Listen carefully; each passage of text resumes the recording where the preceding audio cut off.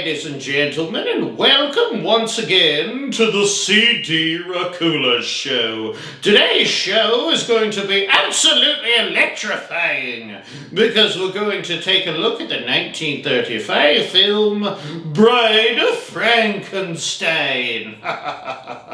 Okay, so before we dig deep into the undead carcass that is this classic monster film, can we talk about something? Can we talk about how maybe Frankenstein outkicked his coverage on this one? And what I mean by that is the Bride of Frankenstein has full makeup and is all glammed up, and then there is our boy Frankie, and Frankie's trying to drop into her DMs. He's trying to riz her up, as the kids say. I mean, let's be honest here. Frankenstein doesn't have a lot of game in this film, and the bride is way out of his league. He's not the gentlest of undead monsters, that's for sure, and definitely not the smoothest.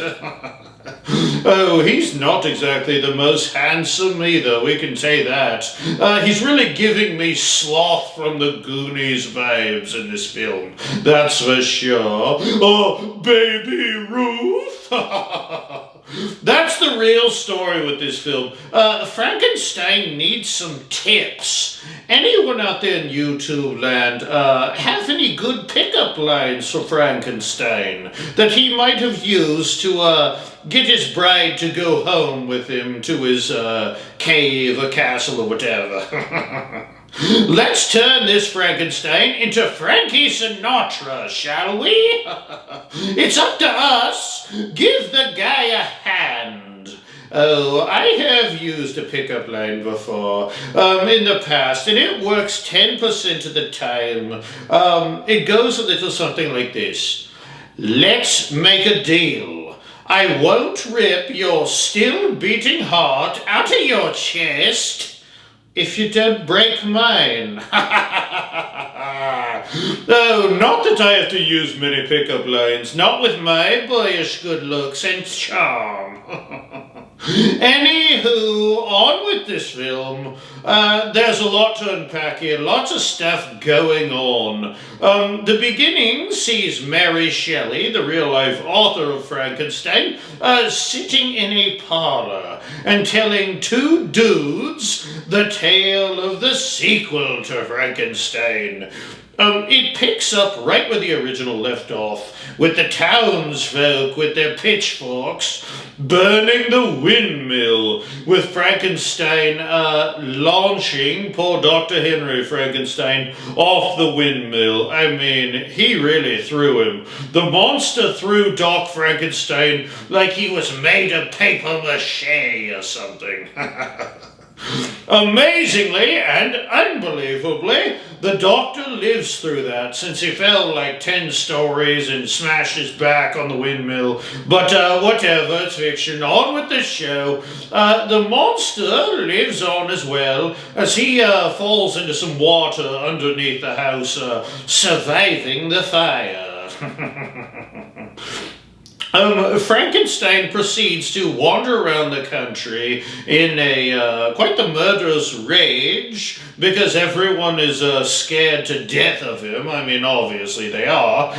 He does a lot of drinking and smoking with a blind hermit at one point. He actually smokes and drinks quite a bit in this film.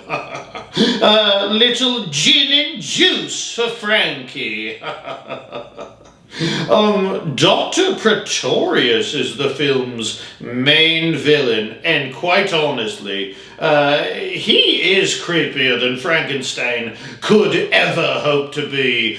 Creeper alert, that's for sure. Creeper alert. I mean, look at this guy. One of the weirdest parts of the film is when Doc Pretorius is trying to persuade Doc Frankenstein to join forces with him, to partner with him, to create a female undead monster similar to Frankenstein, and he is showing Doc Frankenstein his collection of little people that he made. That was totally bizarre, and something that doesn't really fit in with the film. Way, a billion% too cheesy, and not in a good way.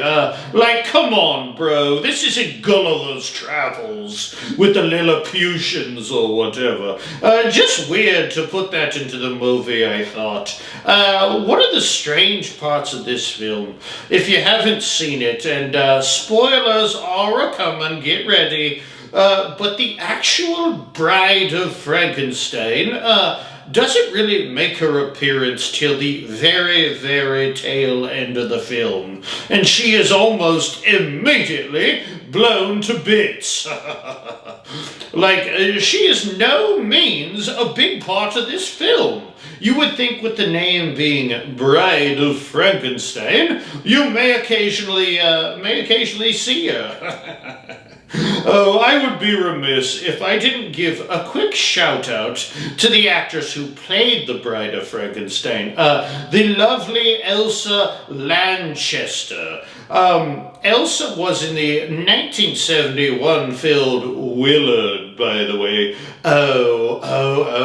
I really liked the 2003 film Willard with Crispin Glover. I think it kind of flies under the radar a bit, to be honest with you. I need to jot myself a little note here to review Willard.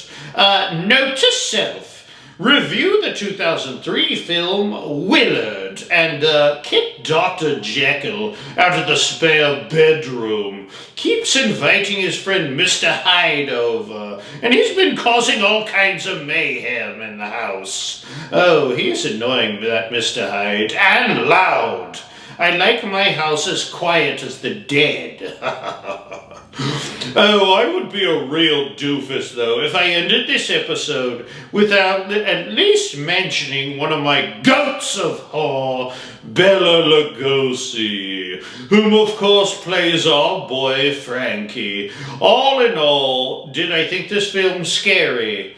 Other than Dr. Pretorius being an absolute creepy weirdo, I did not find this film scary. But I can't find it in my black little heart to give it super low marks on the old scarometer, because it's definitely worth the watch.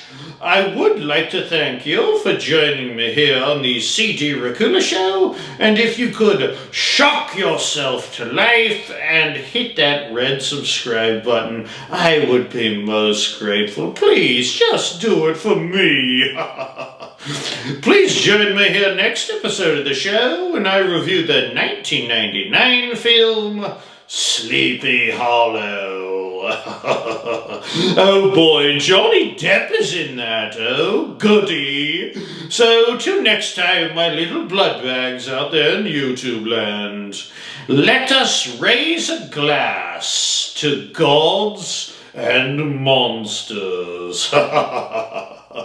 Bye-bye now. Bye-bye. Bye-bye.